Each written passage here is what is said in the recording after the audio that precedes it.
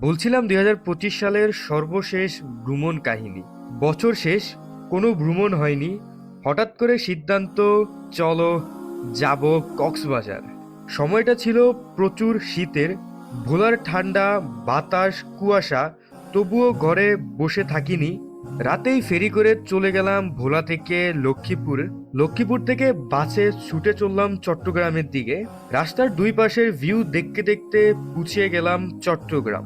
চট্টগ্রাম এসে এখন টার্গেট একটাই, কক্সবাজার। কিসে যাব ভাবছিলাম। চট্টগ্রাম থেকে কক্সবাজার যাওয়ার মাধ্যমই হচ্ছে ট্রেন অথবা বাস।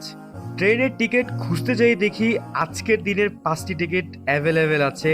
সাথে সাথেই টিকিট কেটে ফেললাম।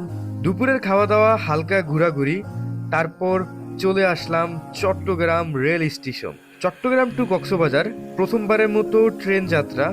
ট্রেনের অভিজ্ঞতা ছিল অন্যরকম।